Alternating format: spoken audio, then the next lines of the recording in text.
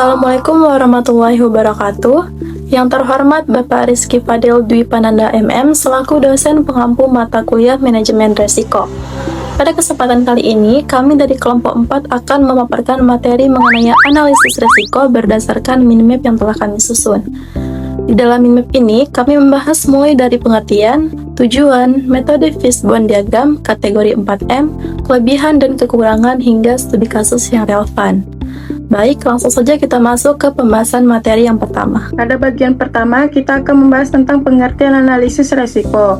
Analisis resiko merupakan suatu proses yang dilakukan secara sistematis untuk mengidentifikasi, mengevaluasi, dan memahami berbagai potensi masalah atau resiko yang mungkin terjadi. Resiko ini penting untuk dianalisis karena dapat memberikan dampak negatif terhadap pencapaian tujuan, baik dalam kegiatan operasional sehari-hari maupun dalam suatu proyek.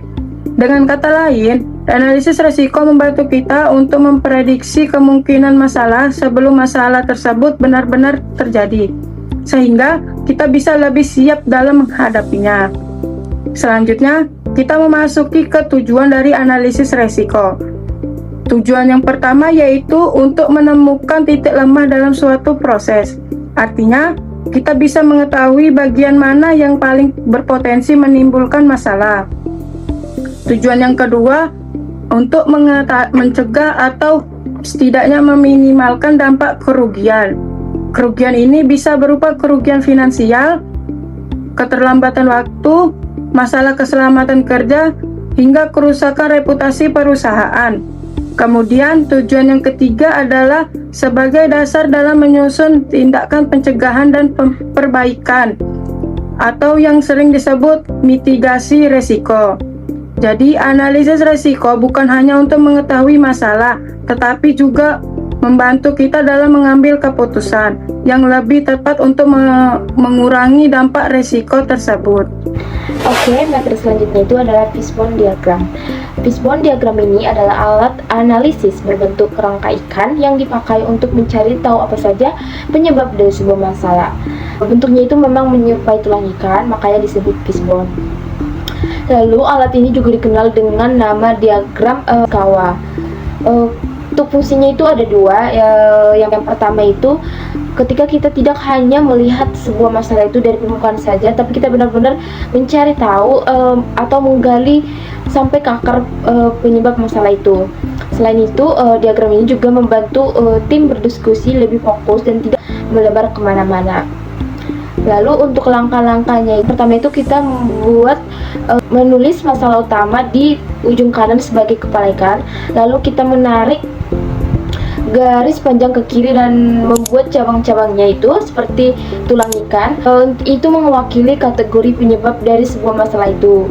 Biasanya itu menggunakan 4M atau 5M, tapi kami di sini menggunakan 4M. Lalu di setiap cabang itu dengan penyebab yang lebih spesifik, sambil terus kita bertanyakan kenapa hal ini bisa terjadi, kenapa masalah ini bisa terjadi. Lalu kita mencari sampai ketemu akar masalahnya.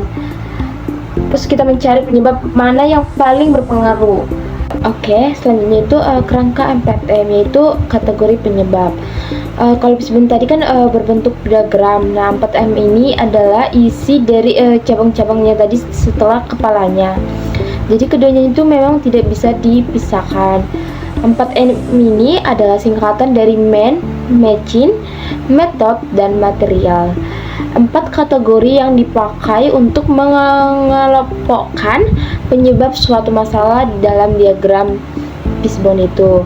Yang pertama itu adalah man atau manusia.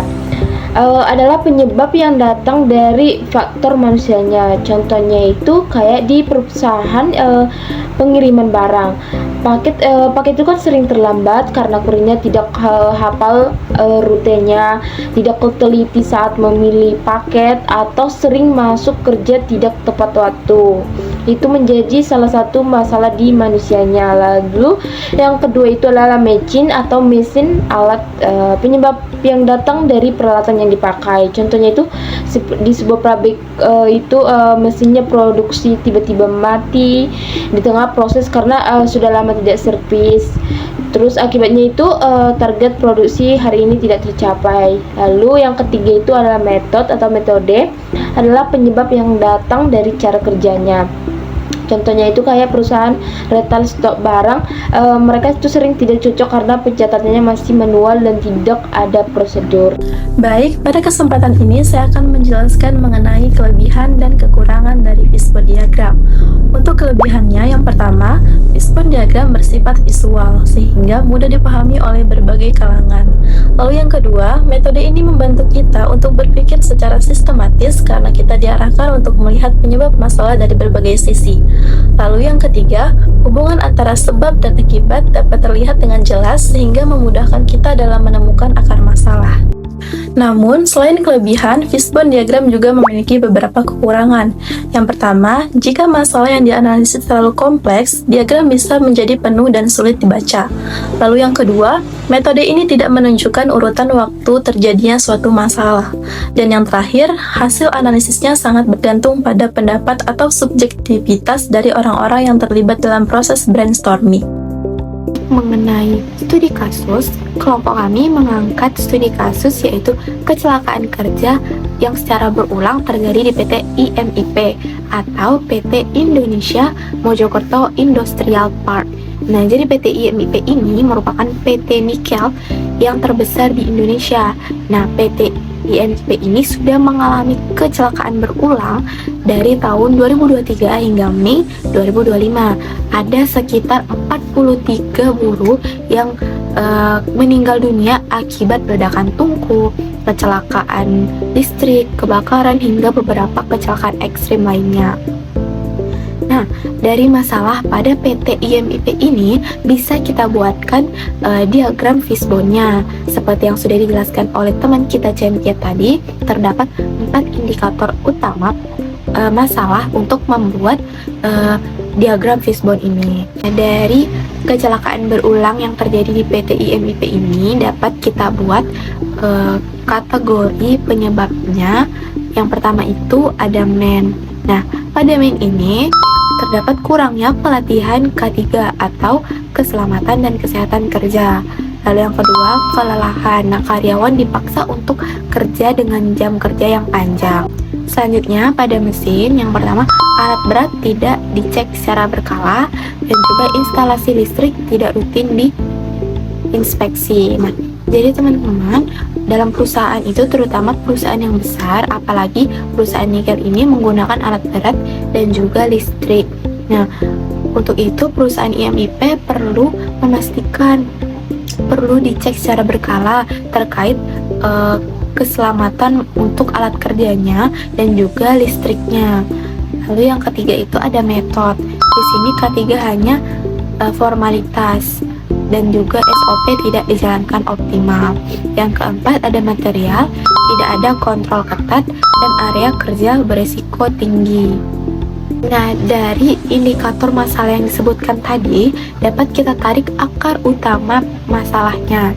Yang pertama, KA tidak dijalankan secara konsisten.